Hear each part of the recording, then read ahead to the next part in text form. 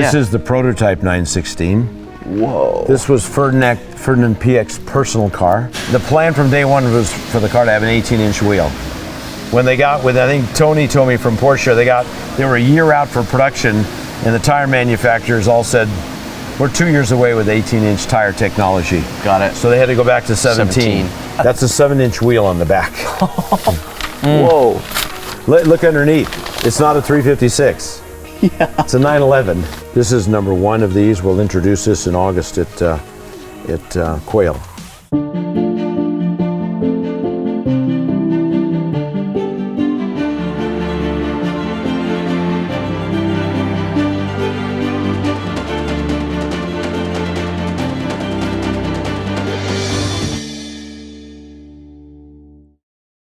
Hey, so you join us behind the scenes here at Canepa with Mr. Bruce Canepa, and we're very excited to be here. He's going to give us a little shop tour. So Bruce, if you want to take it away, I know we're looking forward to seeing what's back here. So we've been doing this a while. I've been doing it since I was 12. We've been in this building now for close to 20 years. I think what is different about this facility than most is that we do everything in-house. We, other than plating, whether it's machine work, fabrication work, mechanical work, paint, body, composite work, we have an engine department, we have an upholstery department, everything's done here.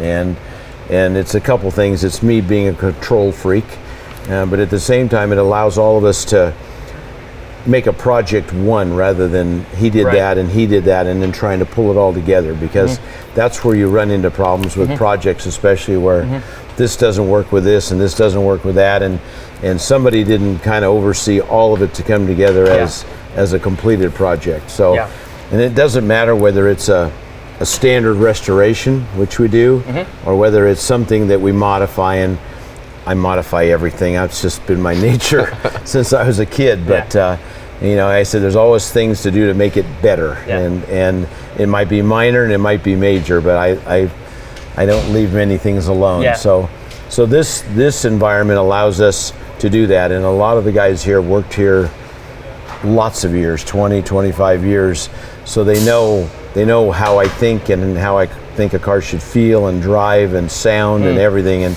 And I'm not saying there's lots of experts and lots of different ideas how to do it. It's just my way of doing it, and you guys have experienced that, you know, with Nick's cars. So that's what we do. So we can just start going through the shop. If you want. Absolutely. This side of the shop here that we're on right now, this is the mechanical side of the shop. So most everything in terms of the disassembly, assembly, you know, the final finishes of things, that happens right here. And you know, we do stuff, you know, we do partial restorations, we do really extreme mechanical services. I mean, I tell guys, most service shops, they change fluids and brake pads and tires, and the air conditioning works cold, it's serviced. When we look at a car, we look at it, how old is it? Is it 30 years old, 40 years old, 20 years old, you know, whatever, and we say, okay, a 993, we know at a certain point it needs these things, you know, these bushings, or these boots, or the components in the shift linkage that are plastic, and we know what they need. So when we bring a car in for a customer to work on or for us to resell, we go through all those things. First of all, we do an inspection that is everything from end to end. It's not just has it been serviced, it's everything. And then from there, whatever it needs, it gets. So we don't sell it needing things. Our goal is always to sell cars that are completely done. And so I tell guys, on a 993, I can spend $20,000 in parts and labor doing stuff that people never knew they even needed. You know, so it's just the way it is. And every car is also road tested. So when we finish a car and the technicians say we're done, then we actually have two retired gentlemen, one's half retired, and they road test the cars, and our short road test is 150 miles. That's a short road test. Wow. Up the coast to San Francisco and back, basically. Well, even just breezing through your cars on your showroom floor, it, you know, you mentioned it's been inspected, Canepa difference, you know, we can talk about what that means, but clearly a car just doesn't come in and it's waxed and it goes back out. So, you know, there's a car in there, Mercedes, new wheels, new tires. Yeah. May have needed that, maybe it didn't, but it emphasizes the fact that you're touching all these aspects of the car. No, that's what we do. And, you know, I've always told people I won't buy a car that I don't love, and I won't sell a car that's not to my level of perfection. Right. And we just and I said that's constantly changing. My guys will say Bruce keeps raising the goalposts, but that's how you do better. And I said every car you learn something for the next car, and every year you do this you learn more for the next year. It never ends. So. So, you know, I've done it now 40 years, so we've learned a little bit. I'm sure you have, so one anyway, thing or another. And then, you know, of course, I'm a Porsche fan, number one. That's obvious. I drove one when I was 19 years old. My dad was a Ford Lincoln Mercury dealer, and he took one in trade on a Lincoln, and I snuck it off the used car lot one night and went and drove it, and I was hooked. I mean, after driving a Ford car, which was fine, this was a different world. The thing went left and right, and we went through the corners and stopped, and did everything amazing. So I couldn't afford one, but I was totally hooked. And I think, probably 3 or 4 years later, I found a used one, and it's been Porsche for me ever since. So and I've been fortunate to drive lots of different cars, almost everything that's been built. I've driven, and I said, and I always go back to the Porsche every time. So was it? Obviously, you're a Porsche specialist, and people with 959s are, you're synonymous with that car. But there's an XJ220 right there. Did it start as an all-around shop, or at one point did you say we can do other things, and you kind of evolved into that? Well, I like all kinds of cars. Right, of course. So I like 32 Fords. And I like Bugatti B110s. I like all kinds of cars. I like Porsche the most. But I also like driving other cars and trying things out and seeing what everybody else is doing and all that. And so I said, I own in my collection the last Shelby Cobra ever built in '67, and I just think those are just cool. Amazing cars. But and I've owned other things, and so I like a lot of different kind of cars. But my favorite car, and I like driving, so my favorite car always goes back to Porsche for driving, because they just do everything right. And no matter what decade of Porsche you look at, they were always at least 10 years ahead of everybody else. Most of the time 20. And so when I climb in my 356 today, it doesn't drive like a 59 car. Now mine's hot rodded, but it does not drive like a 59 car. Neither does my 72 911. They don't drive like old cars. You get into 72 something else, drives like an old car. Feels like a 70s car. Absolutely. Well, the biggest thing with Porsche, at least for us, I think we share the same opinion, is it doesn't really matter what car that you've driven, whether it's from the 70s or from now. They all kind of have a very similar feeling. Similar DNA. They have they really hold on to that DNA, unlike a lot of other brands, which we love. And they got so many things right to start with. You sit in a Porsche and the seat's in the right place, the pedals are in the right place, the gauges are in the right place. Everything works, and I said, I don't like cars. I make a list of what I call 1 hour cars, and they're cars you can only drive an hour, and then you go get your Raptor and drive it for the rest of the day. But I said, the Porsche you drive all day, every day, as many miles as you want to go. So absolutely. Big difference. Absolutely. Well, take us through. There's a lot of Porsches. There's an XJ. We just delivered an XJ220 an hour ago. 2 hours ago. One rolled out of here. We were late. There were actually 2 here. Amazing. Amazing. I think I need a set of these. And they both need lots of work, those XJ220s. You'll see the engines out of that one right now. I'm sure. Yeah, they're not everybody works on those, so. Yeah, those wheels look great on those roof wheels. I know, I love those roof wheels. And then we refinished them. That's our finish. Yeah, that looks great. Yeah, I'm not a shiny wheel guy, so we created that finish for our 959s. And we have 2, a titanium finish and our magnesium finish. So that's one of our finishes there, 2 of our finishes. Very cool. Ben, this is all you right here. Yeah, so is this a 1 hour car? So no. What'd you say? 30 minutes. This is a crazy story. So more and more, and I think we've started it more than anybody, but I took a race car, a 934, and I made it a street car. And then I did another one and another one and another one. And Seinfeld, Jerry has one of them. It's an orange one. It's a 934 that actually did whatever, and now it's a road car. And I said, with Porsche, they were road cars to start with. They became race cars. But this is a 993 tub. So this car we just bought, This will be the third of these we built. So this is a 993 RSR. Yeah. There's 45 of these is all there are. Yep. When we're done, this is a full-blown street car. We already cut the sidebars out. We take the race seat, we split it, make it a little bit wider, put a passenger seat. We sound deaden the interior. We put GT carpet, rubber floor mats. The engine gets increased to 4 liters, makes 4.25 horse on 91 octane. We put a Michelin street tire on it. We actually, this car will go down to a bare tub and be repainted another color. Oh wow! And we weld in a bung in the roll bar so you can have a standard shoulder belt, not have to worry about 5-point harnesses. We put electric AC in it. We hide the compressor up where the diff would be in a C4S. You don't even see it. Wow. When we're done, this is an absolute awesome street car. And, you got a 2,400 pound car with 4.25 horsepower. That's crazy. Normally aspirated. That's crazy. So it makes for the ultimate. So this is the start of the third one right now. That's and it's already spoken for. It looks like anyway. Yeah. But the last one we did, we took it apart, did a continental orange, and this one we're going to do this really wild green it's a Porsche color. So yeah, You're big on colors.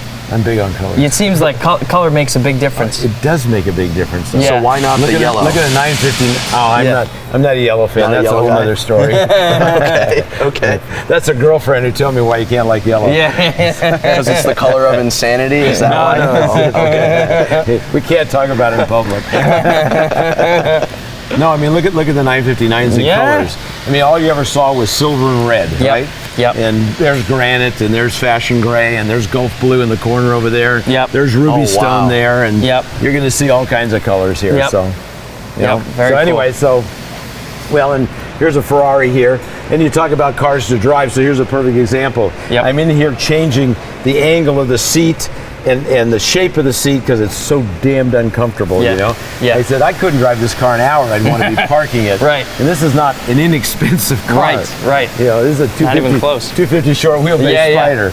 So we're going through the whole car and making it totally drivable. We've already gone through every system in it. We didn't restore it. It was restored, but things weren't finished, and we're finishing everything. And when it's done, he'll get in and go. And the last part right now is I'm making it comfortable because it's not comfortable.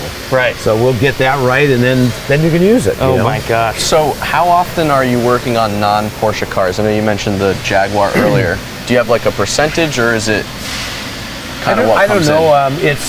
I'd say it's probably 70% Porsche. Yep. You know, I mean, there's a 300 SL Gullwing, and there's another one in the body shop, and you know, the other Ferrari back there. There's another comp car there, and Big Oli, the Broncos over there, the famous Big Oli, and you know, and here's a Corvette. We're just finishing up a Resto Mod. This thing sounds pretty mean. I heard it before. Seriously badass. We're trying to make it so the customer can drive it and he doesn't get in trouble in it, you know. It's tough to do, depending on who it is. Good luck. 640 horse Corvette. Whoa. Amazing.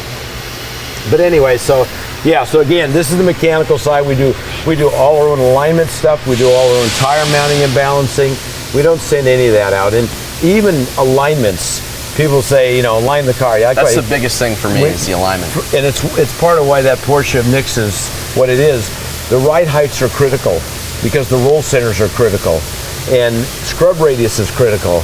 And then we put your scales over there. Every car is on the scales. So you corner weight the car, you know, you balance them. And you balance them with the right ride height, with a half a tank of fuel. All those things are critical to start with.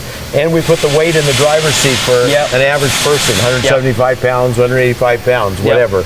So, you know, so all those things go into why that car does everything left and right the way it should, you know, and feels balanced and all that. That's just one part of it. But even that one part, that's a 2-day effort on that rack over there. Because I'm sure it's on and off the rack. Not 2 or 3 hours. No, and you're right. It's on and off the rack making sure it's perfect. That 959's been on and off the rack this morning 3 times already and tested stuff. Okay.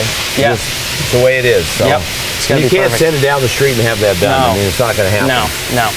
We even have a piece of road that's flat, so I'm not getting Not going one or the other. I'm not getting that. So in that piece of flat road's where we check alignment right there, and know that now it's right no matter what other kind of road you're on. So your Tesla autopilot test. Well, they have to autopilot because they don't test their cars anyway. No, they don't. We won't go there. So this is all body shop area. We have 2 paint booths that close up into. We just took 2 cars out of these paint booths, so we have 2 complete paint booths for our paint work. Because a lot of times now you're not painting cars, you're painting parts. Yep. You know, I mean, everything outside. There's a whole batch of 959 parts out there sitting in the sunlight and stuff gassing off right now after we cured them. And Yep. on the 959s, you can't overheat them like a normal car. You don't put them at 180 or 200 degrees because they're Kevlar. Everything on that car, other than the doors and the hood, are Kevlar on that car. So what temperature does it cure at? So in the boost, we do them like at 140. Look at all these parts, Then outside different with this, let colors. them cure off on their own. You It's know, like a rather than 959 trying garden. to rush it. You know. Wow. They're just blooming 959 cars.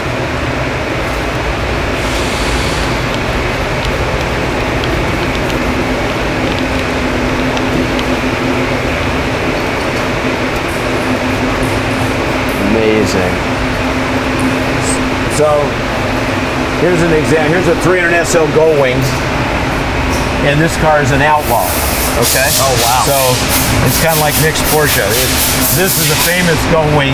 It holds the Apex record of Bonneville to start with at 193 mile an hour average. Yep. Whoa.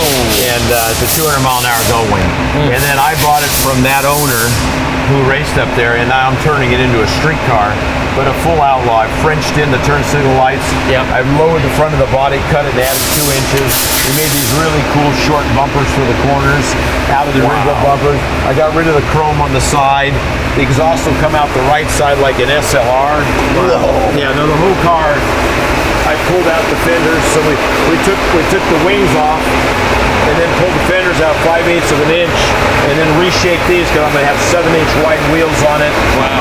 All this chrome is gone. Wow. Exhaust pipes will come out like the SLR down here, the 2 pipes.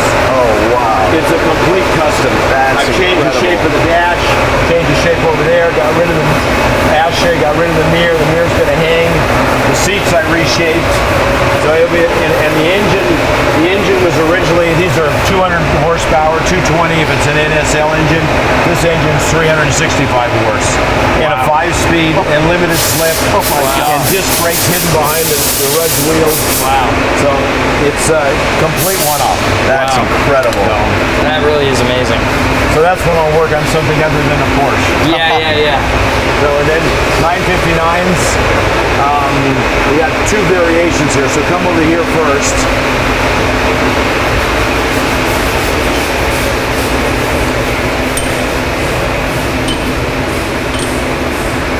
So 959s, go ahead and pull it. Yeah. Just pull it around that thing. There you go. So when we do the 959s, we start with an original car. Yep. And it's no different than what I sell. I don't want a bad car. Yeah. I don't want a wrecked car. I don't want a beat up car. I want a really good example. Yeah. And then we strip it down to nothing. Yep. And we not only strip it, we remove all the original factory paint on the body, not on the tub, but on the body, because the body is Kevlar. It's a steel tub, and the whole body was bonded on, the cowl, the roof, Yep. the quarter panels. Yep. And then, of course, this is polyurethane, but everything else other than the hood and the doors is Kevlar. Back when they built these, they didn't have epoxy primers. So they ended up with way too much material to try and get the solvents not to soak into the weave and show the weave. Right. Now, on a Ferrari, it's okay because the whole car is weave, right? Yep. But these weren't. So we actually mechanically strip them once we get them all apart. We get it all apart. That's been cleaned for a week to get everything off. Wow. Yeah. From Cosmoline to rubbers to glues, everything. There's a weeks of cleaning before it ever comes in here. Yeah. Just to get it primed. Yeah. And then in here, he's mechanically stripping all the paint off of it. You can't blast it. You can't use chemicals. You got to do this mechanically. And you see all the paint being stripped off here. You know, it's all being stripped off mechanically. Yeah. That's what you got to do. Yeah. So when we get it all stripped, then the first thing we'll do is epoxy prime it. So now you don't end up with a ton of paint on the car to get it to have the right finish. Yeah. So then you go from this step. I might have to take this as a souvenir. Yeah, right. Then you go from that step to this step. So here's one now.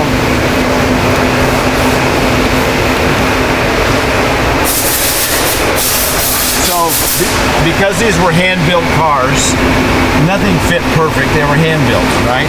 And they never did a lot of them, so they never progressed into developing everything finished. Well, now, you know, the value is incredibly, you know, it's 20 times more, right? So basically everything's hand-fitted.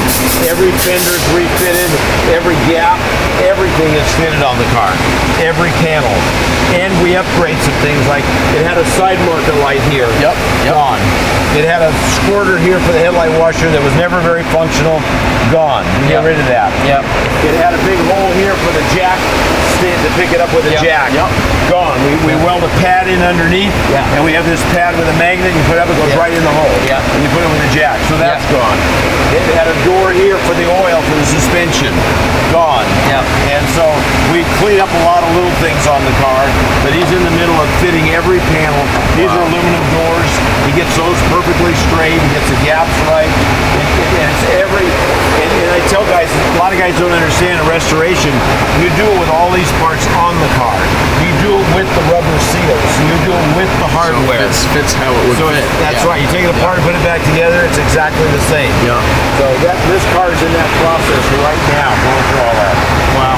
Every gap and edge and everything will be perfect when he's done. Incredible. Amazing cars. It's funny to look at, you know, the 959 and the F40 were two amazing cars, but how much Total more opposites. Total opposites. How much more refined? And I like them both. I like the F40s. But they're just raw. Very raw. And they didn't really handle that good. And you know, with this thing, this car was so advanced for its time. And it is. And I tell guys, this car was really at least 25 years ahead of its time when you look at what an 87 car was when it came out, and then when this came out. And that makes our job that much easier today, because we're not having to bring it forward 35 years. No, it was only a few years. It's already there, basically.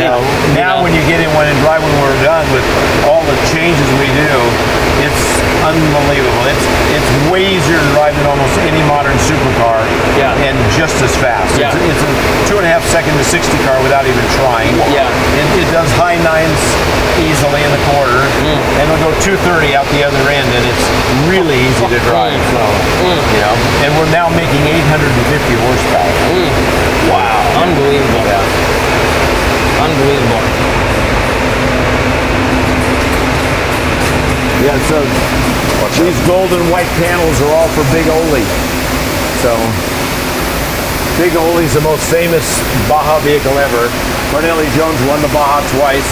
A customer purchased it, and he had a bit of a mess at Baja. They rolled it over and kind of managed to mess up every square inch of it. So we've restored the original side panels. We saved them and restored them. They're all, you can see all the patchwork through them everywhere. Yeah, you can see the patchwork. Look how clean it is. Incredible. Yeah, it was broken from end to end, all of it. So. And what car was this? I didn't hear. It's a Big Ole. It's a Bronco. that won Baja in 72. So, yeah, there's a set of fenders done.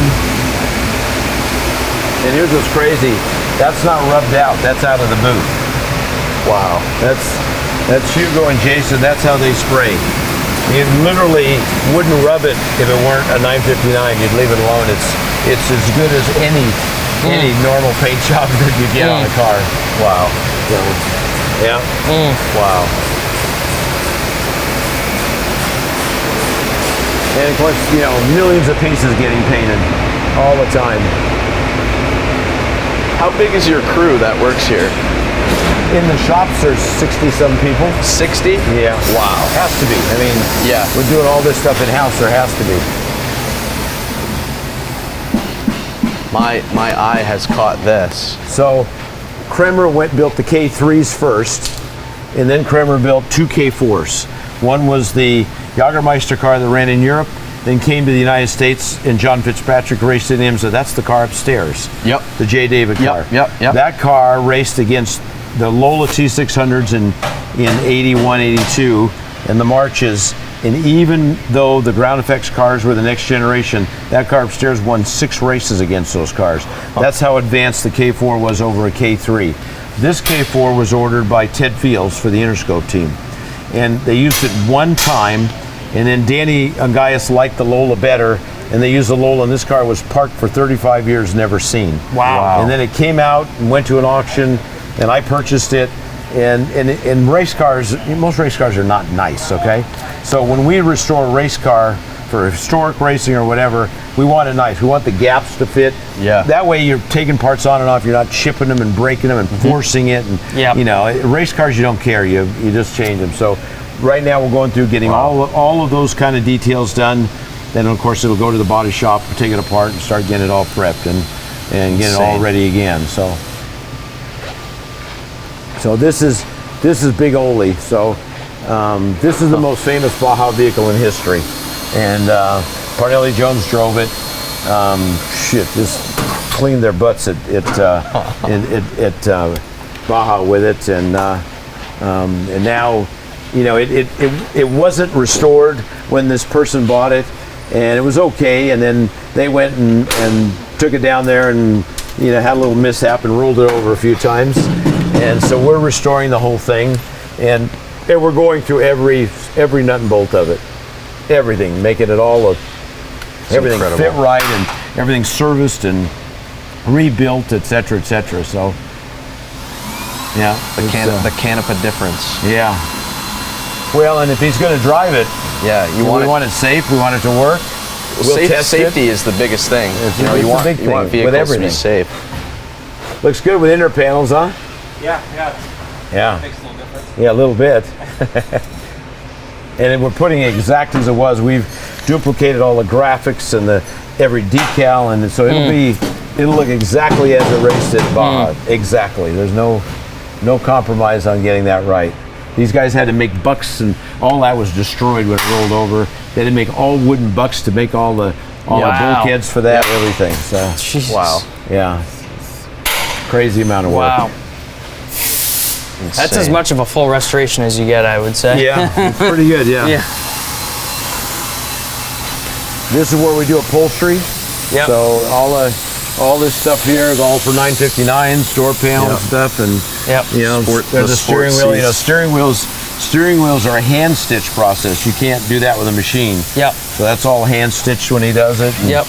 And the 959s, we're not doing any two alike. So every one, the customers have to pick a different color. Wow. And that way, we're doing 50 of the SC, the Sport Canepa 959. So no two will be alike, which is kind of cool. This one is crazy. Very cool.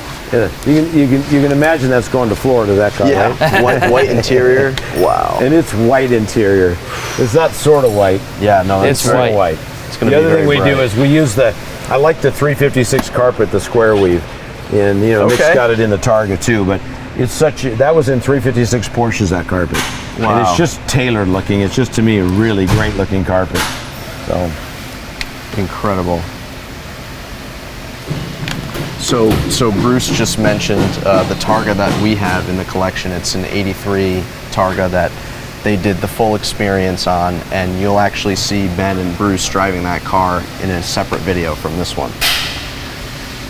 anyway, so yeah, these are, and you know, we do part of those differences, like instead of doing the tubs gloss like you see on the Yep. Socquin, Body well, color. the gloss makes all the caulking and everything Yeah. stand out, look Yeah. ugly.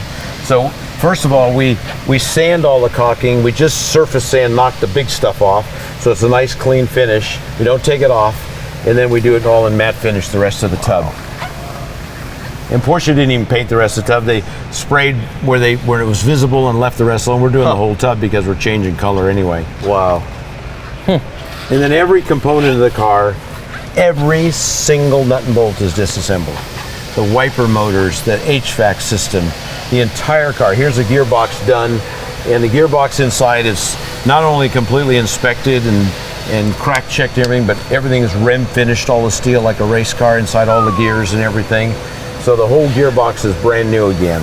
And people don't realize how stout these cars were. That's the gearbox on a 959. You look at the gearbox on a 911 and it's much smaller, even on a contemporary one. Yeah. So what people did in 1983, when this car was introduced, it was introduced as a Group B car. Yep. The plan was to run that Group B series. They were Yep. going to have those unlimited cars. Yep. And they never did do that series because they had fatalities in the RS200s, the first cars, almost immediately. Yep. So they scratched that whole thing. Yep. And then this became a road car, but it was also used at Daytona in the 24-hour, Le Mans in the 24-hour, Yep. and one Perry Dakar. Yep. So it had to be, more like a race car than a road car to survive all that it was going to go through. So the engineering specification on this car, the Weissach, what was required was this chassis had to be good for 825 horsepower. That's what the original car was. Wow. Now they ran it at Le Mans about 675 horse or 700. They ran it at Perry Dakar just over 600. But for us, it's great because we're putting real power in them now, and we don't have to redesign or re-engineer between axles and bearings and hubs and trannies and drive lines. Everything is overkill on the car. Yep. There's a drive line tube right there, and a front diff on the car we're taking apart right now. Jesus. Everything is serious stuff. That thing's that drive shaft's huge. Huge. Yep. So you touch everything. Is there anything that from the original car is good enough for you to basically clean off and put back? Yeah, quite a bit. I mean, well, not clean up, but we're not re-engineering the chassis. We're doing springs and shocks because we got rid of the hydraulic stuff. Yep.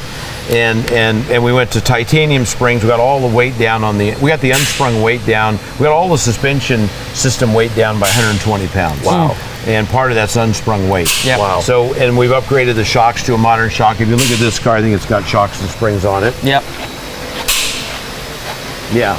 So this is a stock control arm. And it's kind of funny because Porsche announced an upper control arm in their production cars in '92 for the first time, right? In the 992. Yeah. It was on this car in '83. Look at this shock travel. Look at it. It's just amazing how compact that whole these situation shocks is. bolt into the stock points. One before it had a hydraulic cylinder here, and a spring coil over here. Now we've gone to titanium springs and all modern shock technology. And you see everything on the car is new or rebuilt. Yeah. Every hose is replaced. We've remade all the molded hoses. We've remade everything. And all the hardware is replated. Anything that was painted is powder coated. Yep.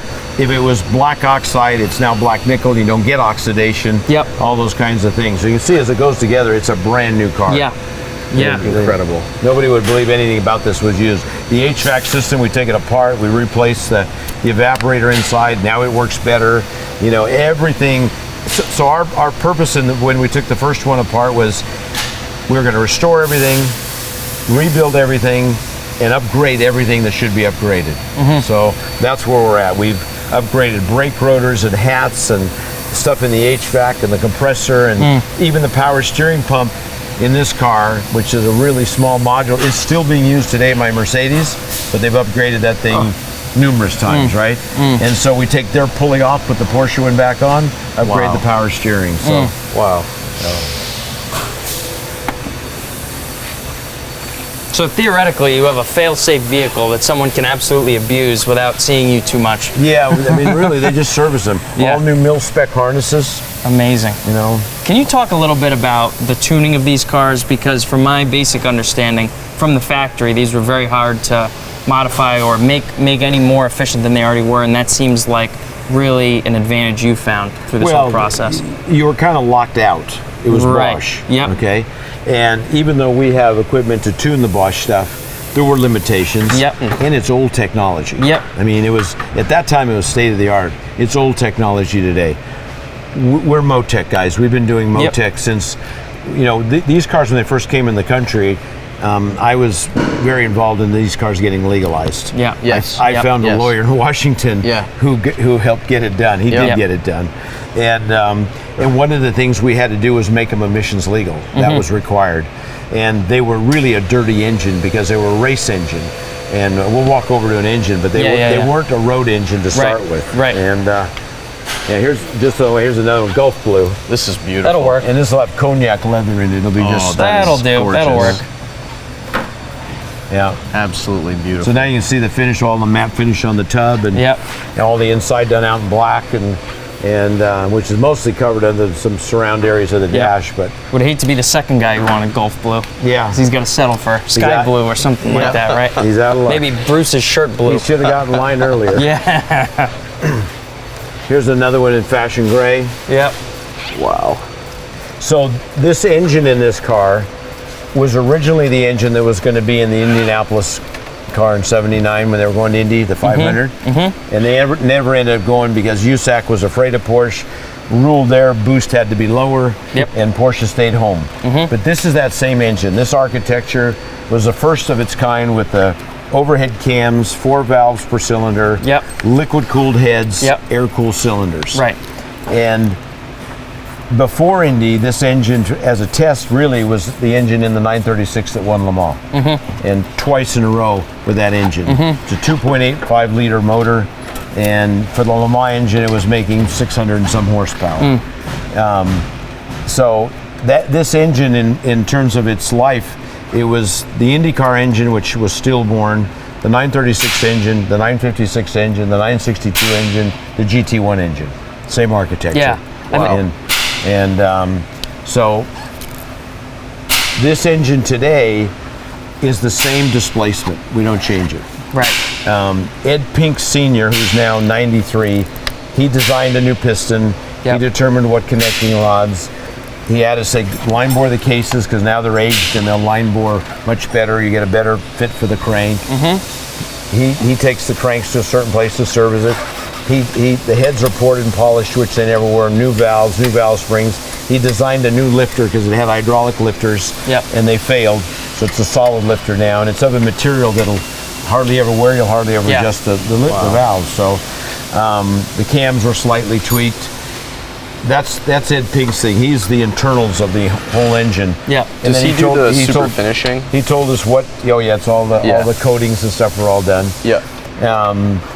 And then, of course, we use new Pankel titanium rods and new Moly cylinders, and CP makes the pistons, and they're coated and stuff in the skirts. And then he determined what length he wanted the header tubes, and they're equal length. Most turbo guys, you don't need to do that. Every little thing added a little bit of power here. Well, and there. that's what's interesting about a lot of people who tune turbocharged cars today. They think, oh, big turbo, change the tune, and that's it. Well, that's what I'm doing with my BMW right now. But there's so many different aspects of this, and then you look at the turbos, and they're not small, but they're not the biggest turbos you've ever seen. But there's so many little aspects you're doing to ensure that nothing is overworked. And it's all little things. So the header length was determined, the size of the pipe was determined. Everything. And then in our shop, Tyler, he's off on Mondays. He's the one that determines what size turbos, how to do the Motec. All the rest of the outside of the ancillary stuff, that's Tyler. Wow.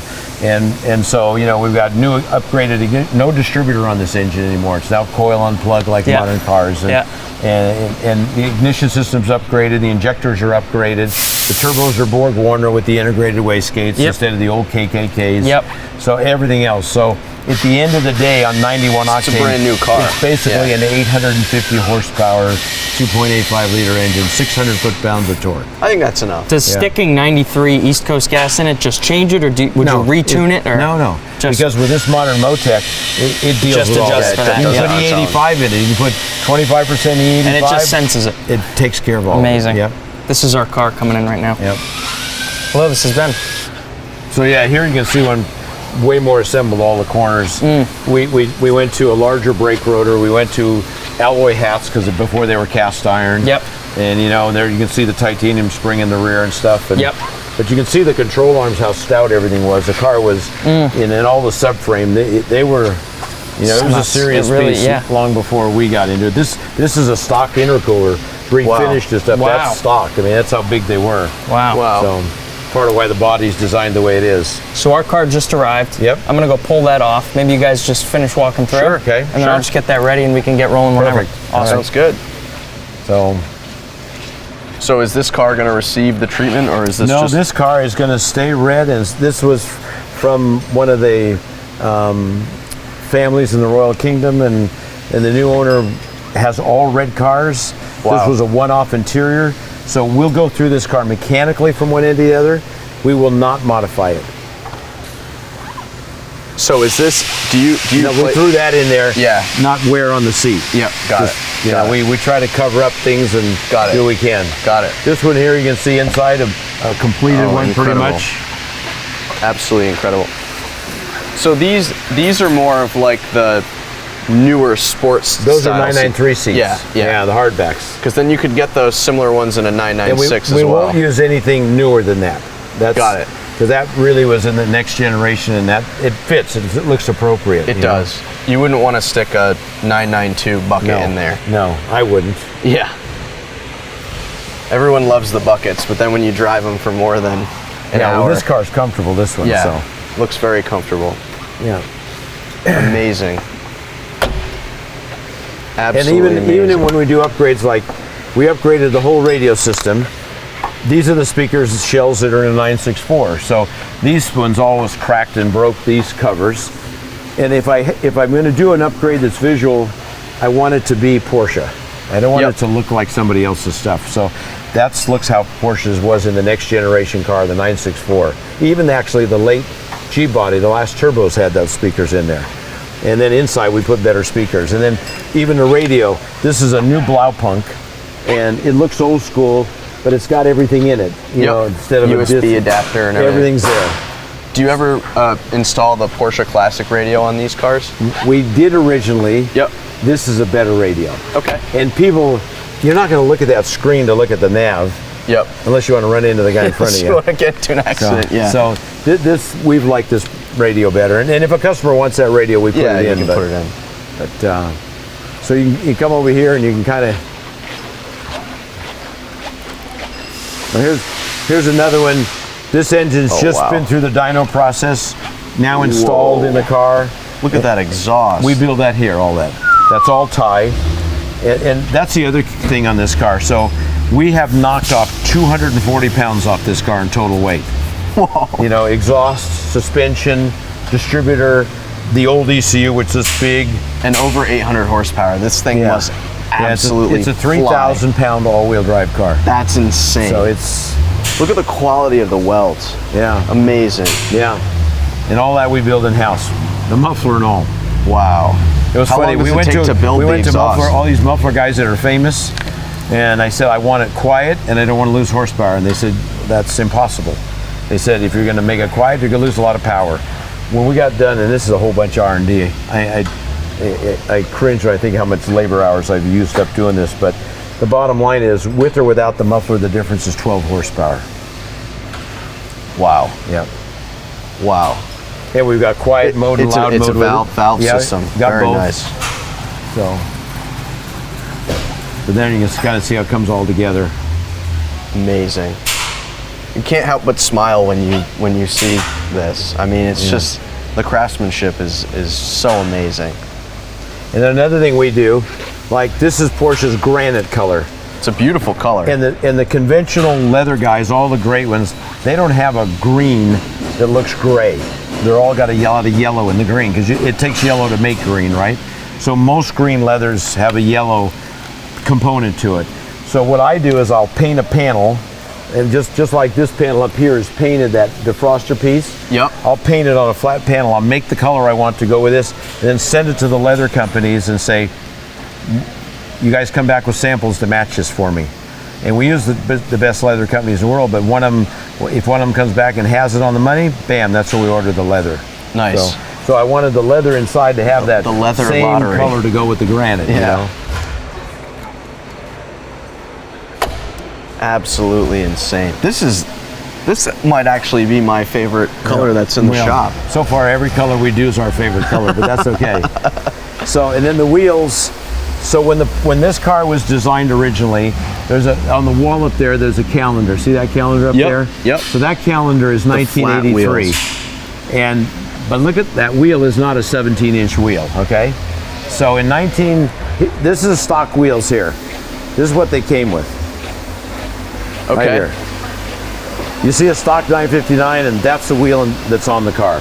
Then it had a beadlock tire. That's not a beadlock now, but they're not available. But that was a stock wheel, okay? Okay. And that was a stock ride height on a Comfort, and an S was lower like these are when they're on the ground. So that was a stock wheel. That wheel up there in that picture is not a 17-inch wheel. Okay. When they built the concept car, the plan from day one was for the car to have an 18-inch wheel. When they got with, I think Tony told me from Porsche, they were a year out for production, and the tire manufacturers all said, we're 2 years away with 18-inch tire technology. Got it. So they had to go back to 17. So what we've done is we've gone to 18. What you see here is 18-inch wheels. Yeah. And basically, the wheel was made by Speedline. Yep. So we cleaned up a lot of little stuff because they build mostly race wheels. Yep. I wanted it more finished than that. I added a half inch in the design into the spoke. I made these a little more obvious, this brake line here. There's a rounder. Really, really subtle things. You're right. Things you wouldn't notice. Yeah, you're right. And you're I right. should point out, so we went to an 18, and you'll see a car on the ground. It changes the car dramatically how it looks. So, well, there's one there. Look how it looks with an 18 sitting at right height now. Oh yeah, that's badass. Yeah, and it's a wider rear tire. Porsche was going to go to a wider tire as production went on. Well, production never went on. They did 292 cars, so we went to the wider tire and everything in the back in the car. And that was the 959S ride height, which is perfect for these anyway. They don't have a spoiler. They're not dragging on the ground. They're not. You can go over any kind of road in them. So that's our new wheel. And that wheel, that's beautiful. I have that wheel made in Italy, and we paid for optimized engineering, which is something new today, right? And so this wheel is lighter, stronger, and TUV tested and approved. Wow. So I can sell them to guys. We do sell them to guys all over the world that have cars. So incredible. Yeah, it's a hollow spoke magnesium wheel. Wow. Yep. Incredible. Yeah, there's some lane over there you can look at them. Absolutely incredible. They're really cool. Beautiful. And we basically use the latest Michelin tire. Michelin to me has been my favorite tire for a long time. Yeah. That seems to be a kind of across the board. I think a lot of Michelin's been literally ahead of everybody for a long time. Yeah. So I like that green one that just drove by. So here's a Bugatti EV110, so something other than a Porsche. Yeah. And I like these cars. These were very advanced. We just sold this car. I had one of these in '92 or so, the first one I had, and I've had them ever since. We just sold this one. They were really well done cars. They were carbon tub, all-wheel drive, 4 turbos engine that they built. They're a great car, and people are just starting to realize how great they were. So, I think they're really beautiful. I mean, I think the design is much better looking than a Veyron or a Chiron. Yeah. I love the design of these. Yeah. Very cool cars. So here you see stuff done. There's the white seats. I told the owner of this car when he first said, I want white. I said, how about a nice cream color? No, we want white. I said, how about an off-white? No, we want white, white, white, Snow White. And I said, Mark, you can't wear blue jeans with this color. He said, Bruce, I don't wear blue jeans. There you go. There you go. We're doing an EB110 right now, a Canepa one. So you do Canepa EB110s as well? I do Canepa everything. Canepa everything. Everything. So we're doing one right now. This is the interior color in it. We painted the car this incredible dark green color. And we're doing the Super Sport wheels on it in light titanium. I'm just doing one my way, Wow. Oh, wow. So there you see 17s, 18s. Look at the difference, Changes the whole car. Oh, it really does. Oh, man. So I did say I like the other color before. Yeah. Is this British Racing green? No, it's actually my Ford GT that I own, and I have a new Ford GT. I love that car. It's this color. We made this color for my Ford GT, and then this customer wanted it too. So, oh my, stunning, huh? Okay, this one might actually be my favorite. Yeah, and this look at this interior with this one. That is gnarly. Yeah, absolutely insane. Yeah, but so is this one, midnight blue metallic. And that's another thing we do. So in the old days when they made paint, you were limited with pigments and things to make color. Today you've got toners and all these things. So midnight blue metallic, and there's a portion of the shop that's midnight blue metallic. You only see the blue in the bright light. Otherwise it looks black, or it looks a little purple, or it looks a little brown because of what you had to make those colors. We make these out of toners, the same color, and it's blue everywhere. It doesn't matter what the light is. It always looks blue. It's also, I like really fine metallic. See? Yeah. That's because that's pearl instead of metallic. Whoa. And it comes out just so much better. Wow. And then this one inside came out awesome. We did a leather similar to that one, but with blue stitching and blue square weave carpet. Say the carpet? The carpet is amazing. Amazing touch. Yeah, this one's getting its engine assembled now, so. now I'm gnawing at the bit seeing this car. So Chupin was going to build, you know, a volume of street 962s. Yeah. He only ever built 3, and this was chassis 1. And chassis 1, the first year it was built, it didn't have this body on it. It was a regular 962, and it ran the entire World Endurance Championship, including Le Mans. It was the Audrain car. That car, though, was his first carbon tub car, because his first thing was to build carbon tubs. So this car ran a whole season, and it became the first road car. And we're just finishing it. We've sold it to a customer, and we're just finishing all the stuff on it. It's got air conditioning, and it's a road car. I've driven it on the road. Oh my God. So this guy would be cruising down the road in a street 962. Wow. I've only ever seen one. They came in black, right? I saw. Well, there is a black one somewhere. I saw that at Monterey last year. That's it. Yeah. Yeah. Oh my. I'm gonna have heart palpitations looking at this. This is insane. So the current global head of design for General Motors, Mike Simcoe. Yep, Michael Simcoe, yeah. He was head of design at Holden when this car was built. He designed this car. Really? I didn't know that. And I knew he had designed it. What I didn't know till I saw him last August, I had it at Monterey last August at the Historics. And he came to look at it. He was at Holden doing all the design on the car, and then he got moved to Detroit, right? And then he was commuting back to Australia every Thursday night and flying back Sunday night to be back in the office Monday morning, doing a design.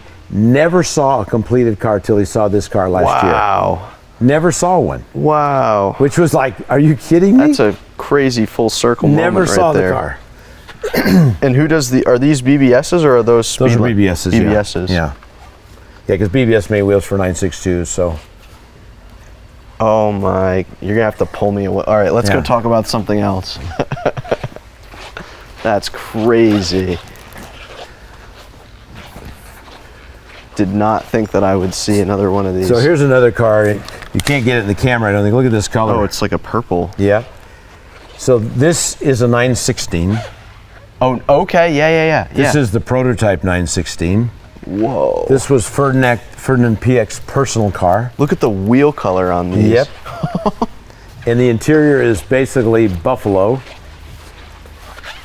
That's how it was when it was new. It's a 2.9 liter engine, a one-off gearbox, the complete prototype. This was, the roof's welded on, the fenders are welded on. It's gusseted all through the body. You can see it's all gusseted everywhere. It's nothing like a 914 or even a 914-6. And they built, this was a prototype, and then they built 10 cars after this of this car.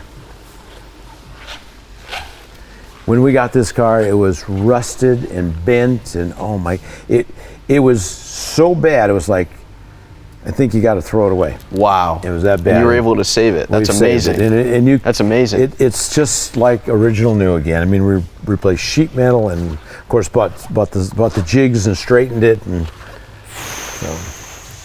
but it's cool. One of one. And then here's a 906. Race history 906, we're making a street car. Street car? We're making more and more things into street cars. That's our new deal, we got. So this car here, it's got a full heat air conditioning system in it. Yep. The doors on a 906 were such that they opened on a hinge and then they slid out. So look underneath here. The guys built all this, so it's just like a gull wing. The doors go up in a gull wing. Wow. Those doors are very fragile. Yeah. Those standard 906 doors are very, very fragile. Yeah, we got this to where, look how simple the mechanism is and stuff. Oh, that's amazing. And then the seat in it, we reshaped the whole seat so you don't lay down in it. We moved the seat down into the floor. You're only half laying down. Yeah, yeah, but it's actually very comfortable. And then you can see they 3D printed all the pieces, all fuel injected. Wow. So it's got warm-up railer, everything for the fuel. What is this material? Is this like a fiberglass? Yeah, it's fiberglass, okay, yeah. Porsche's polyester. It's in here. And everything we did to make this is air conditioning, obviously. And here's the compressor for the air conditioning. But what we do is everything that goes on the car is bolted on. So you can literally reverse this thing out in a couple weeks, 3-4 weeks, and be back just like nobody had ever touched it. Because I said, don't cut it up. We do it Smart. so that it's reversible. Yep. But guys are driving these on the street. Road Scholars is taking guys on tours. Yep. And all the guys on the tours call me and say, Bruce, I'm dying in my car. I need AC. Yeah. Jeff Swart called me up when he knew I was with. He says, make 2 of everything. Yeah. But that's what we're doing. We're making it a road car. That is Unbelievable. wild. Yeah. And it's actually be really fun to drive. And operating emergency brake and turn signals and hidden cameras so you can see who's around you. And, Wow. Oh wow, where would you mount the hidden camera? Well, the way this is, there's a gap in here, and we're going to put them right off of here. Wow. So, and in the side of the car, we're just going to put a screen to the left of where you sit, so you can see everything. So That's Smart. That's very interesting. Very, very cool. That is wild. Very, Yeah. very cool. Lost for words.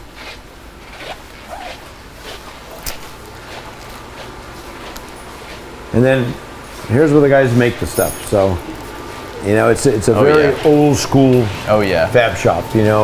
Mills, lathes, English wheels, brakes, power hammers. Everything here, because we really do it old school way. We don't want to 3D print something that was hand fabricated. Yeah, you want to do it the way they did it. Well, and for value you need to do it, but it also looks right. So that's what we do, and the guys. That's what we do, all this stuff. And then Incredible.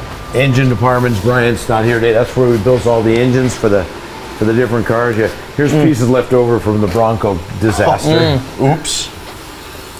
So Not a disaster. It's an that's where we built opportunity. all the exhaust stuff, all the titanium stuff you saw. Very Wow. cool. And then I think all he's doing right now is he just finished a batch of 959 engines. I think he's just starting again.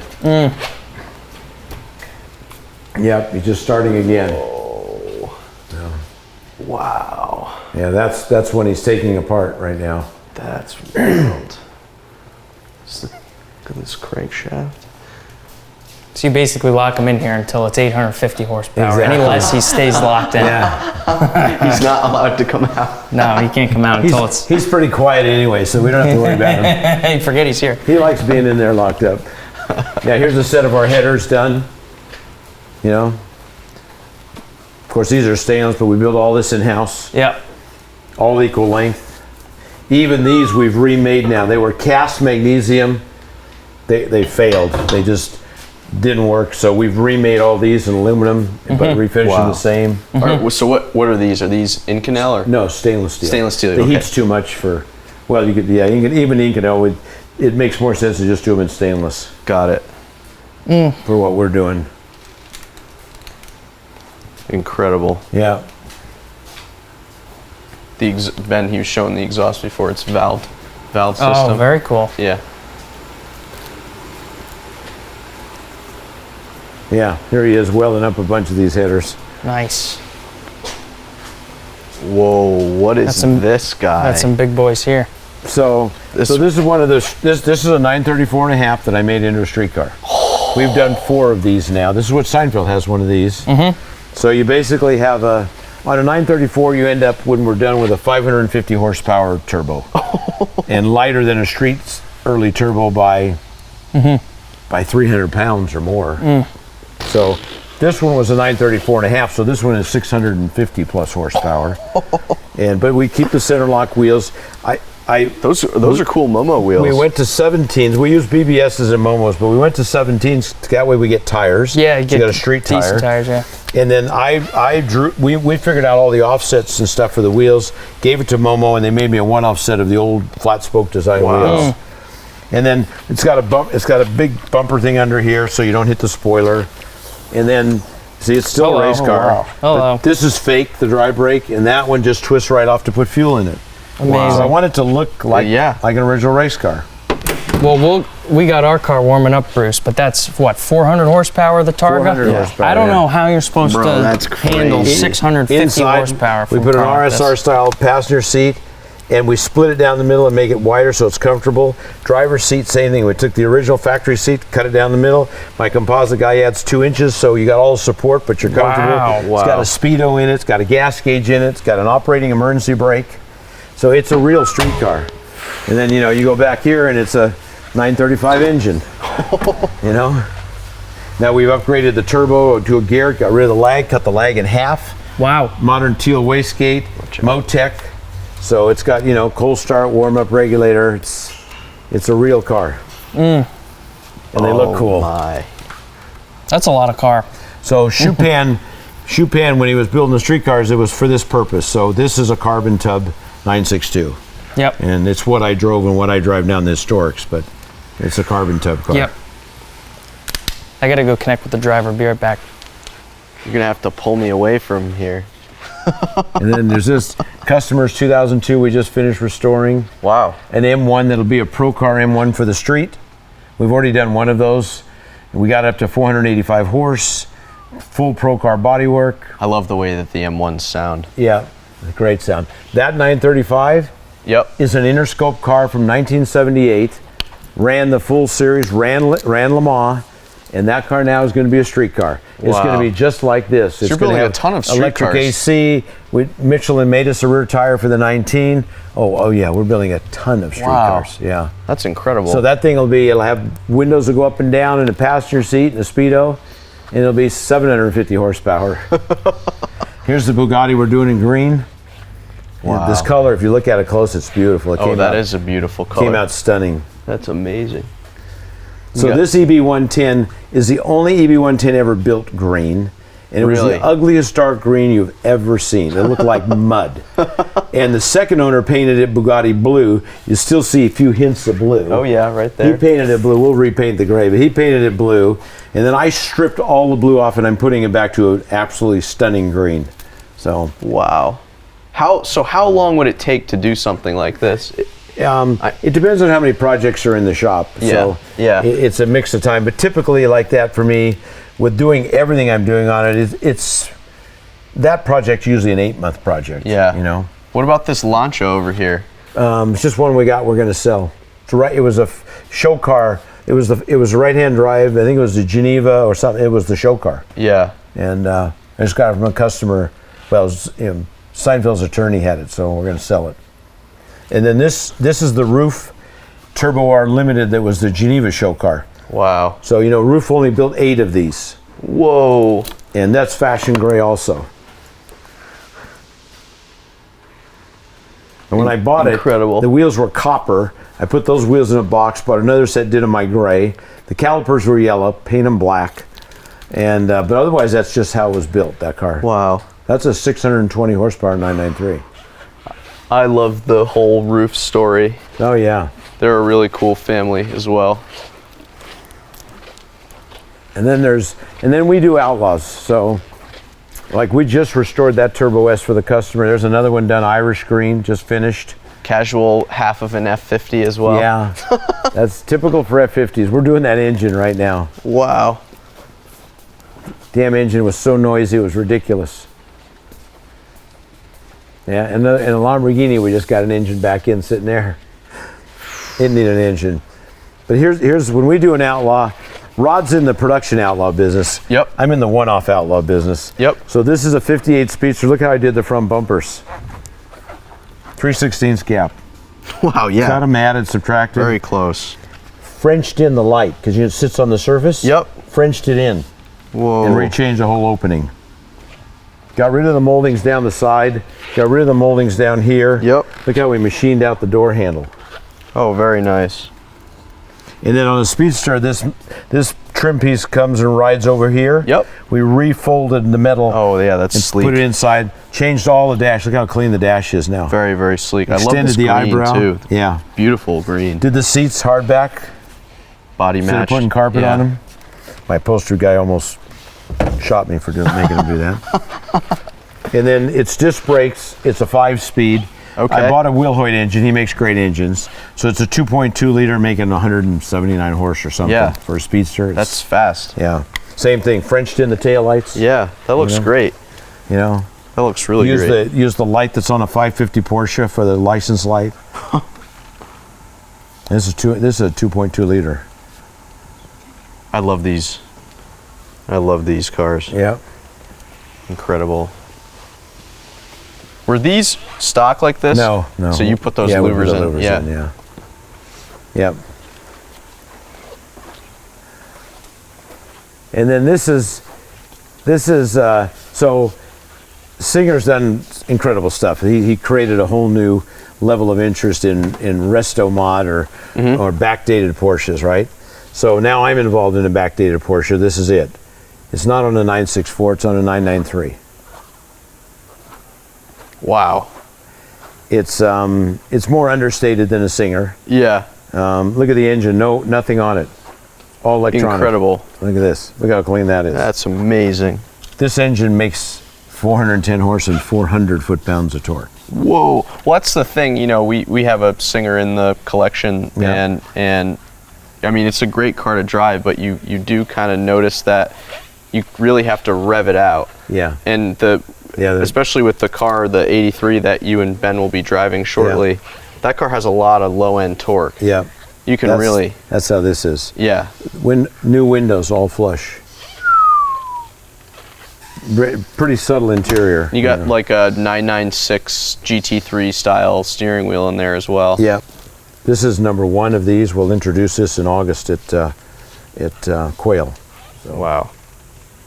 And then, this is the car I drove in '79, new, and still drive it in historics today. That was the last factory 935 built at Porsche. Did you drive that in 23? Yeah. Yeah. Yeah. I remember seeing this.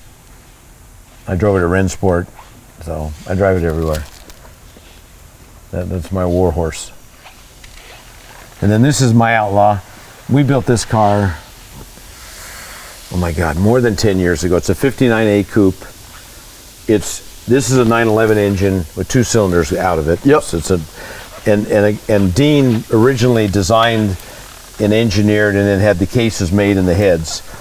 I talked Dean into selling me the case and the heads, and then we built this motor. Ed Pink and our guy built it. So this is a 2.5 liter motor.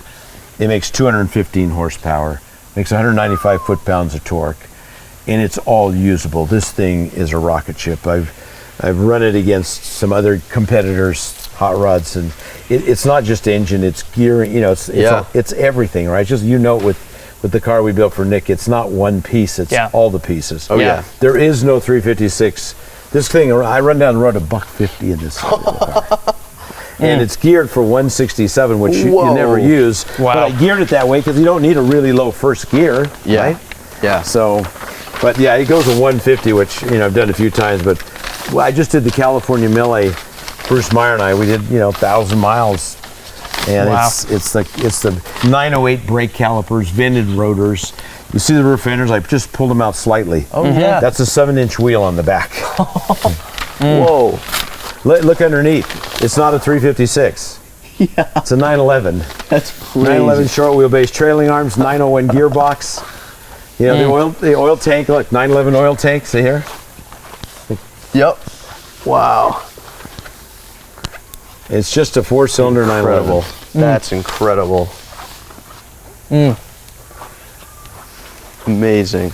And details. Like if you use a 356 roll bar, they used them in speedsters. So they look like this. They're narrow.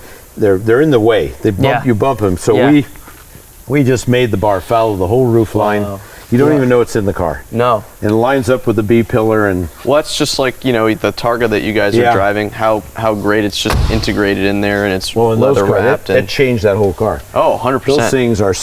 I could drive a Targa a long time ago when they were new, and I could pop the door open going around the corner. Yeah. Flex it enough to pop the door open.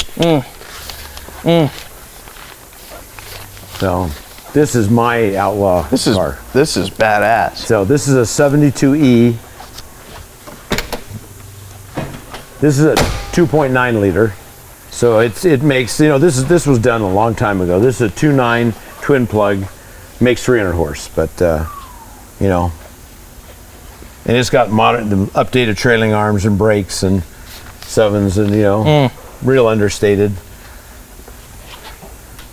Ben and I are going to be eternally tortured after visiting this shop.